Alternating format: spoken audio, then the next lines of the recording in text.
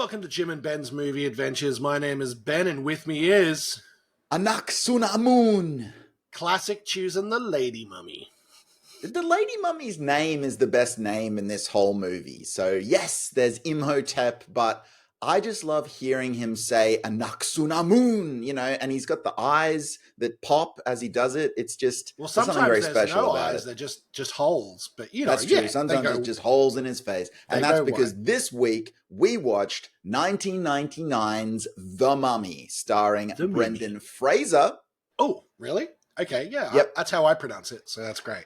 It better be how you pronounce it. So Ben has something of a long-running history of refusing to say Brendan Fraser and instead saying Brendan Frazier, which is not his name. And even though I'm not Brendan Fraser, it upsets me. It upsets me on his behalf, and so I won't let you do it, which is why I had to say his name right now. You're just angling for a friend of the podcast, and I get that. Like, you'd love to be friends with Brendan Fraser. Don't say Fraser. You just did it again. I can't help it. It's locked in my noggin. If Brendan Fraser was actually a friend of the podcast, I might lose my mind, okay? Which shows you how much I really love The Mummy. But it was actually your pick. I don't want to steal your thunder, but I will correct your pronunciation. Please give us a synopsis of 1999's The Mummy. In The Mummy from 1999, we follow an adventure that kicks off in 1920s Egypt. A former French Foreign Legion soldier, Rick O'Connell, teams up with a spirited librarian, Evelyn, and her mischievous brother, Jonathan. Together they stumble upon the lost city of Hamunaptra, the so-called City of the Dead. But things take a turn when Evelyn accidentally awakens Imhotep, a cursed high priest who was mummified alive thousands of years ago for betraying the pharaoh. Once resurrected, Imhotep sets out to bring his long-lost love back to life by unleashing plagues and chaos across Egypt. Rick, Evelyn, and Jonathan have to fight through sandstorms, scarab swarms, and undead minions to stop Imhotep before he becomes invincible and can resurrect his ancient wife. The Mummy! Well, I guess ancient girlfriend might be more appropriate. If we're gonna... Ancient... affair partner? Yeah, I guess that's what it is. Ancient adulteress?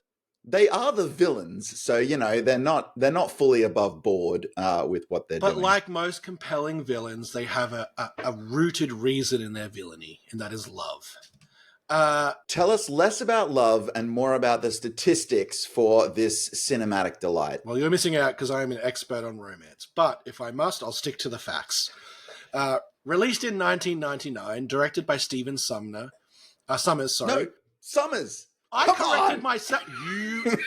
I feel like you delight in making me look silly by correcting me, and it hurts my feelings.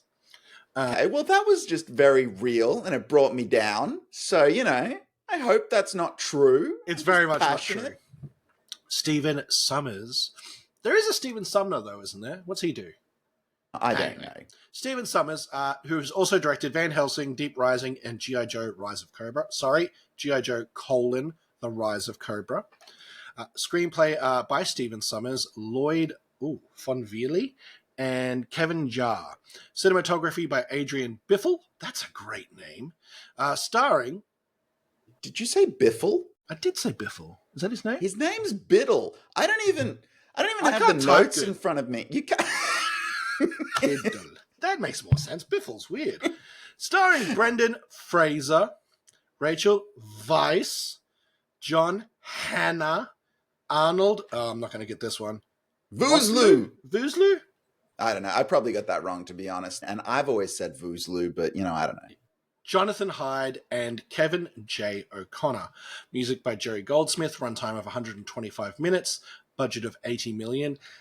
There's kind of only a worldwide release for this one on Box Office Mojo for its income, which is $155,516,036. Them's the facts. Them's the synopsis. I'm sorry I didn't get it right the first time. I'll try better next time, Jim. It's no problem. I think you have a bit of an idea of how much I love The Mummy. So The Mummy was your pick, though. So I do feel like, in the spirit of fairness, I should let you go first today. I picked this for two reasons. One, it's a fun. I'm gonna say it. I don't know if this is controversial or maybe too extreme. This is almost a perfect movie. It is a movie that is structured, written, paced, acted, directed to the ninth. It is brilliant.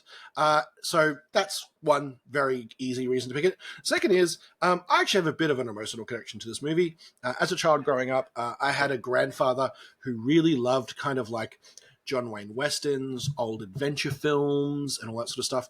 And this was actually the last movie I went to the cinema to see with him.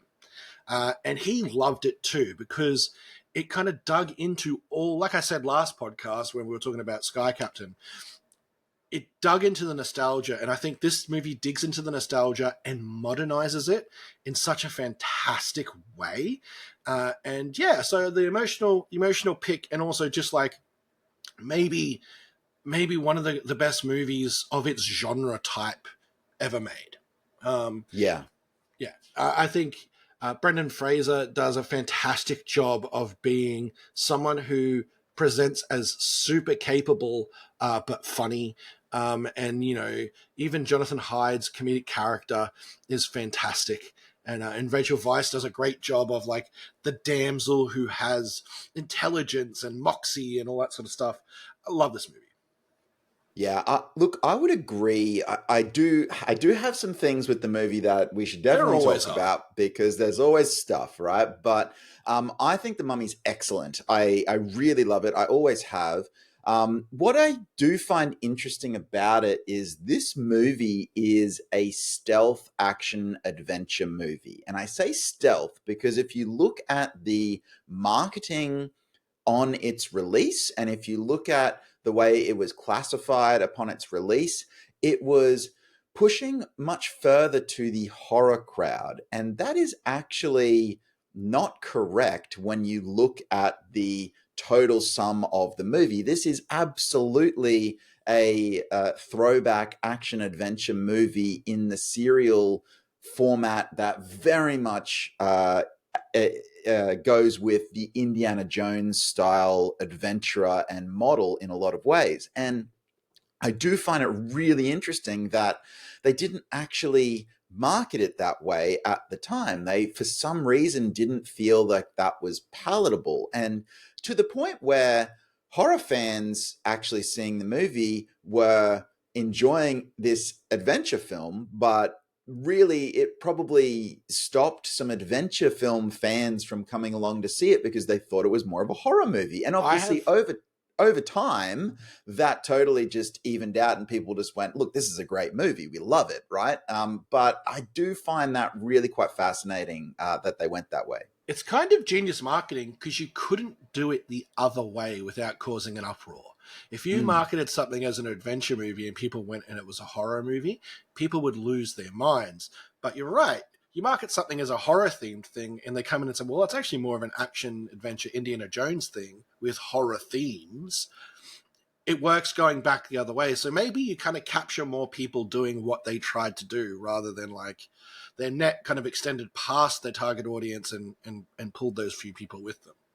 And I do also wonder, and look, who knows if the studio was going this gamified and this Machiavellian with their marketing plan. Maybe they were, maybe they weren't. But you look at this film as basically the ideal film for a 13-year-old. Yeah. And a 13-year-old sees that it's marketed as a horror movie. Oh, that's scary. That's intense. I'll go see that. It might be a bit much for me. And what they get is actually something pretty much perfectly primed to where they're at in this action adventure movie with some very light horror. Look, to be fair, the second half of the movie does have some of these horror touches, but ultimately, at the end of the day, this is definitely an adventure film. And that is, of course, why I love it, because I love the adventure genre, particularly when we go back to 20s, 30s, 40s, that kind of thing. So, and this is, I do agree with you, this is an example of that genre done insanely well. It's also got some things about it that are quite unusual. So instead of it just sort of just being like a love fest, oh, this movie's amazing, this movie's unusual in some of its structure, particularly towards the start. Usually, when you look at structures, you look at the three-act structure of a Hollywood film. It's kind of got two soft opens, this movie. Yeah. So this movie is a bit unusual because the end of Act One is usually the point of no return for the characters. Yeah. They cross into the unusual or in this case, supernatural world, and they can't go back. Something occurs that means that they have to see this out, they have to finish it. And that's our end of Act One. In this movie, that point of no return doesn't actually occur for the characters until they awaken Imhotep, which is almost an hour into the Yeah. film. It's a really deep point to actually reach that point in time. Yet the moment where they cross over into the unusual world of Harmonaptra is about 15 minutes before that, where they're going to show us the way, and we see this magic city appear in the horizon. Yet the start of the adventure is actually another 10 minutes prior to that, when they go on the journey to get on basically the paddle steamer. So, and all of this works. This is something that you could, if you looked at this on a script level, you could say, hey, there are some problems here, right? We're not doing this really cleanly. But the movie kind of is so confident in what it needs to be and what it needs to do at every moment that it gets away with it. And more than gets away with it, it actually means that you don't even think about it, because it is progressing so naturally, and it is progressing in the way that it needs to progress in order to do the right things at the right times. So, and for someone who was at that point in time a relatively new writer director, I wonder if he got pushback on that. And I wonder if it was a case of a little bit of trust to say, no, actually, this is the way this movie wants to be structured, and this is the way that will work. Don't worry about it, you know? Yeah. It does have an unusual structure, even in like its action beats, right? Like normally you're talking about structure, like you'll get like a little action beat at the start of an adventure film, you get like a mid action peak and an end action beat. But even these feel oddly placed throughout this movie. We do get the starting action and then we get our gap, but from then on in, like we get kind of two action beats in the middle. We get the tomb, and then we get back in Cairo, and then we've kind of got our final action beat at the end. So even then, that flow kind of, instead of being like three peaks, is like one peak, two mini peaks, and another peak at the end. So you're right, there is some oddness to it, but it serves the story it wants to tell. It has to go back and forth. It has to visit these places to really achieve what they want to achieve. I also want to point out, narratively speaking, I don't know if a lot of people pick up on it, but the secret society that is in this film that has guarded this tomb for centuries, historically speaking, in these movies, they would have been the bad guys. They would have been the cannon fodder. They would have been the evil. So in this movie, if you do have any people who are familiar with those movies and that formula and see these people arrive, you're like, oh, that's the evil cult. They're definitely going to be for the guy. No, they weren't. They were flipped a little bit. They were twisted. They were able to manipulate that in the script to create like a moment of genuine, like, oh, these are kind of the good guys, like the real good guys. Because the real good guys, in a way, aren't Brendan Fraser and Rachel Weisz, because they're tomb robbers, right?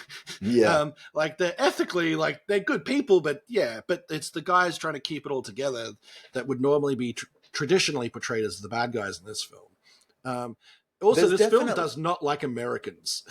Hey, Rick O'Connell's an American, so they get away with it. But I would say there's definitely a lot of echoes of Indiana Jones, though, in that DNA. Even the idea that this is an ever escalating series of events that really does have perhaps, a little bit of that unusual middle where it just sort of goes up and up and up and up. That's Raiders of the Lost Ark. The idea that we have this secret society who is protecting the magical whatever. Well, we see that in Indiana Jones and the Last Crusade, where we've got the secret society that is also looking after the Grail, the Grail protectors. So it's definitely riffing on this stuff that we've seen before, but it's doing it so well, and it's also doing it with a real 90s sensibility. So we might be set in 1926, but we're also set in the 1990s here, you know, where we've got some Hollywood excess. In a way that is fun, in a way that I'm not criticizing. What is interesting is to look at the visual effects here. Yeah. So the visual effects here, this is also something that we were really starting to see in the late 90s and more so the early 2000s, where directors really lent into CGI in a very big way, put a lot of trust in it, weren't doing as much practically. Now, this film's got a lot of practical stuff Lot in of it, but it also has a lot of CGI stuff in it. And you can see the level of trust that they have in ILM to actually produce these effects. And you can also see that a lot of the pipelines for this stuff was nowhere near as refined as what we have today. You know, it still very much feels in a lot of ways like the effects sit on top of the film rather than being necessarily integrated into it. That's not really a criticism. That's a product of its time. When you're doing this many visual effects and this many things that are unusual, like giant dust clouds with a yeah. mummy's face in it, or scarab beetles swarming over somebody, and you're relying on a CGI pipeline to do it that is in still its very early stages, you're gonna get some jank, if you like. Of the three major kind of visual effects that the movie repeats or are big set moments, you've mentioned kind of two of them, which were the big sand wall. And when that was coming up, I'm like, I instantly had a moment of like, oh, I wonder how this is going to look. Because, like, I know that they're obviously not doing what they're doing nowadays, which is, you know, in Frozen, they're doing each individual snowflake. They couldn't Yeah. do that back then for sand and movement, and water was really tough too. So I'm like, how are they going to do this? But it works, right? Because it is supernatural, because it has that element of it's being controlled by something, it kind of works. The scarabs are rougher. And it's because they're tiny. It's kind of the opposite thing, right?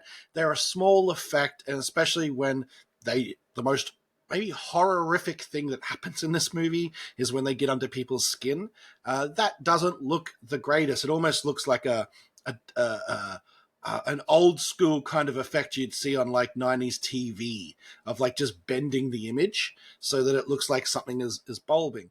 But they also put a ton of work, both practically and digitally, into the mummy, even from every stage. So from when it's first discovered, even to when he is whole and his mouth stretches and things like that.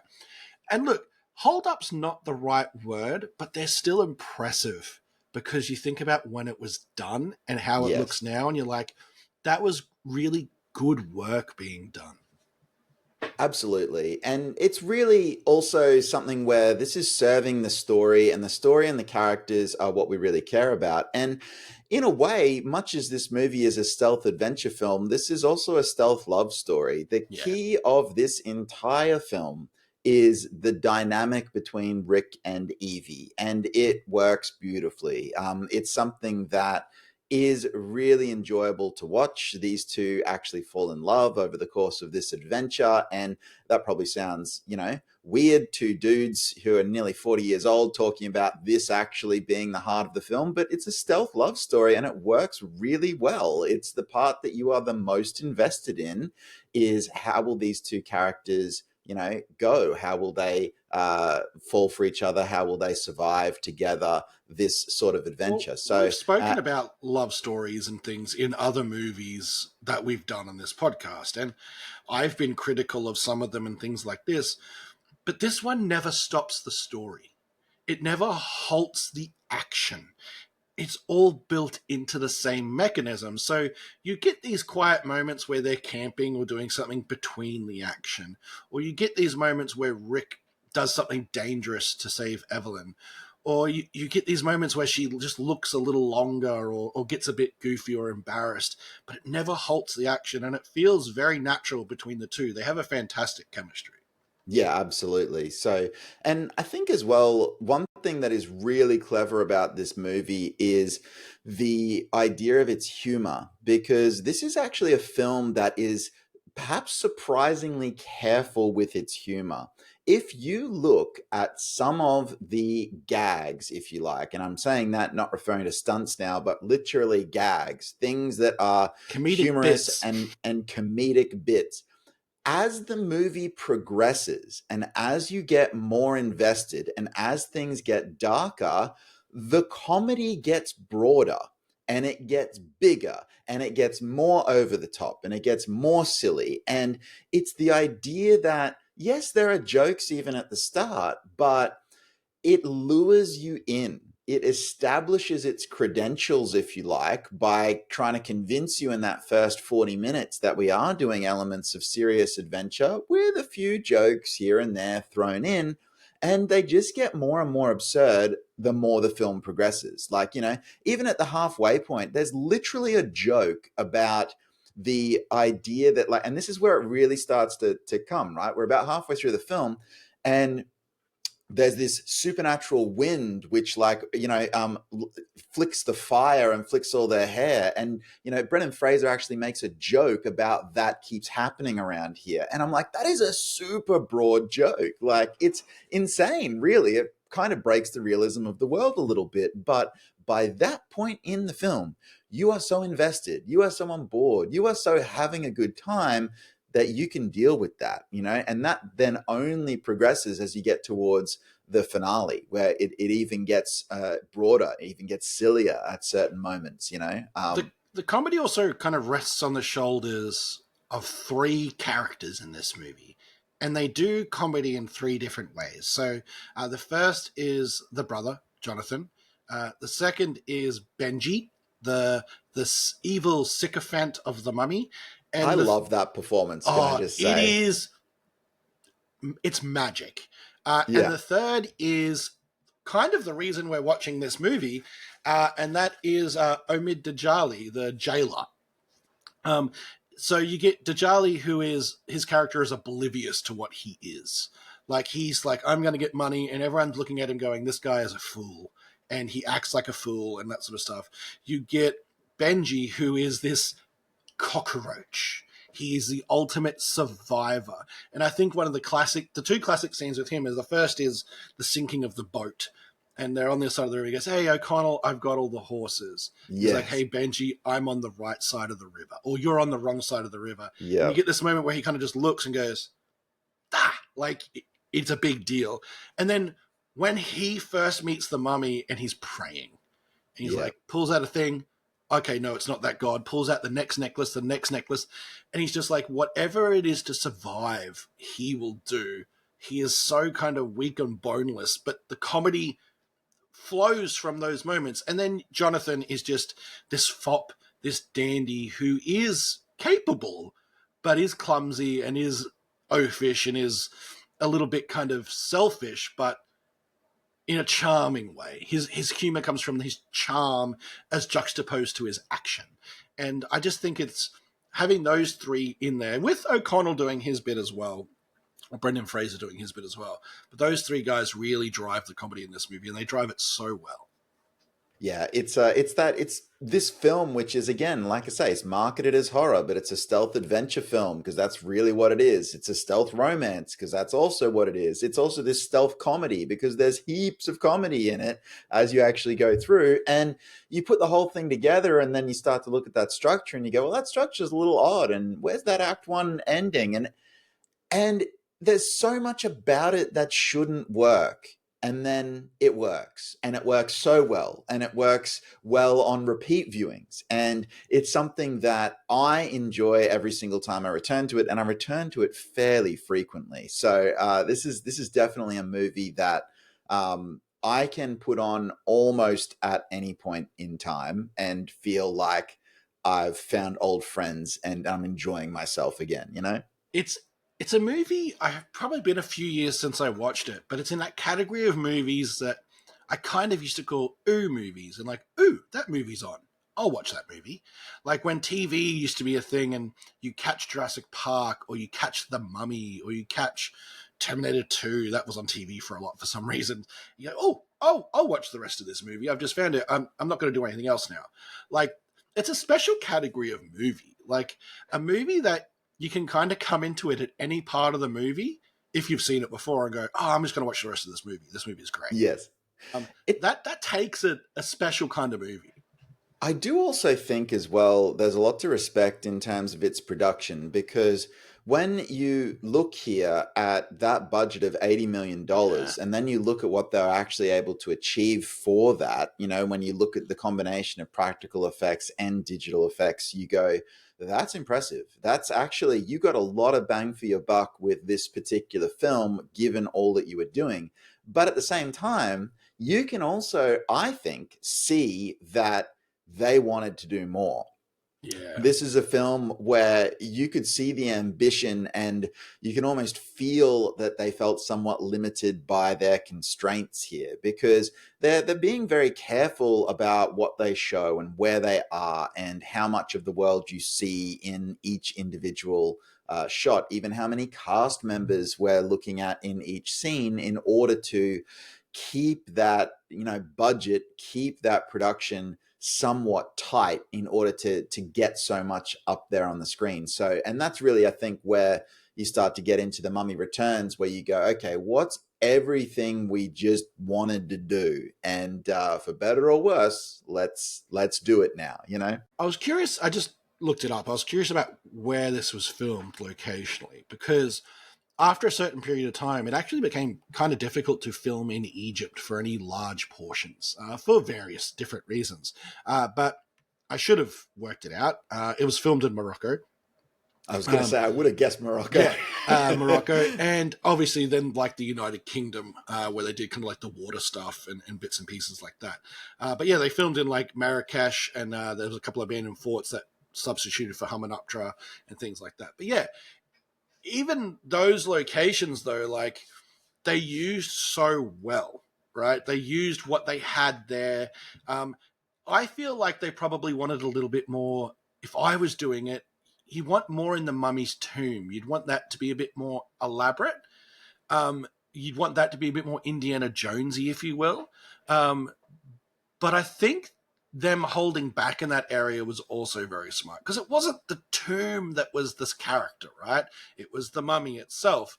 And you have the big treasure room and you have a few little bits and pieces.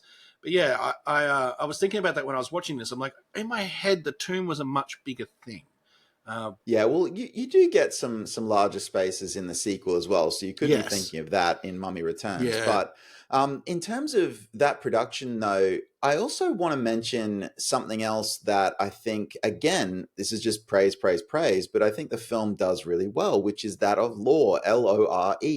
This film has a really tight lore and a really tight sequence of if you like, supernatural Tetris that the characters have to do in order to get, the MacGuffins. They have to get the key to the thing, to the book, to the place, to read the thing, to do the whatever, right? And all of that can get either silly for an audience or it can get overwhelming for an audience if it is not done really well. But here, they did really walk that line of delivering the exposition so that we knew what they had to achieve at any given moment and what the consequences were of them achieving that or not achieving that, while also providing this interesting backstory that holds up when you actually start to apply some logic to it. Again, we'll get to the Mummy Returns at some point, and we might see some changes in that space as compared to the relative tightness of this movie. But we've both said how much we love it. If you were someone who didn't love The Mummy, Ben, what would you be saying about it in terms of, like, if you had to flip the script, if you had to say The Mummy sucks, what would your major criticisms of it be if you were that guy on the internet? If I was that guy on the internet, it can be too cartoony in parts. It'd be much cooler if we had a little bit more action in some of our action scenes rather than comically running away or dodging or falling. It probably had a few scenes that weren't 100% necessary, specifically on the boat. Not all of the boat, but parts of the boat, and maybe parts of the love story when they're at Hamunaptra. But otherwise, like, it's not a criticism, but it is when you reflect on this movie versus other movies of its type. I can't hear the score in my head right now. I can do that for other big movies of this type. I can do it for Indiana Jones. I can do it for Star Wars. I can do it for Pirates of the Caribbean. I can do it for multiple different movies. But this movie feels like it should have a score that I can kind of hum by just thinking about it. But it's nitpicky. It is nitpicky, but it is also something that now look, your other criticisms, I'm like, they're all garbage. All that stuff's amazing. You're off your tree, internet Ben. I was trying to flip the script. I know, but I asked you to do it because I couldn't. But, because I'm like, no, I love all that stuff. But I do agree with you that the score is something that I noticed as being somewhat absent, where I wanted it to be rousing. Now, obviously, it's not absent. There's music in the movie, but we're talking memorable music that, we're going to take home with us and really think about and put on repeat, and it reminds us of the movie. And it's hard to think about that because it doesn't really have something that sticks with you in that way. And I think as well, the only other thing you could say is if the characters of Rick and Evelyn don't work for you, the movie doesn't work. Now, the characters of Rick and Evelyn work incredibly well for me. I love seeing them separately. I love seeing them together. I love seeing them do pretty much anything on screen. So therefore, I'm good, basically. But if you were to watch the movie and if you were like, I don't like that performance, or I don't buy the romance between those two, then you're pretty much sunk, because this movie lives or dies based on that. So given its success over the 20 plus years that it's been out now, I think we can say it succeeds based on that relationship. So look, yeah, and that was really tough. As I said, the only thing I think I legitimately had was I can't hum the score after the movie. So, if that's all you've got wrong with the film, personally, that's a great movie for you. It's a fantastic movie for you. Do you have anything else you want to speak about with 1999's The Mummy, Jim, before we move on? But I do have one question for you if you don't have anything.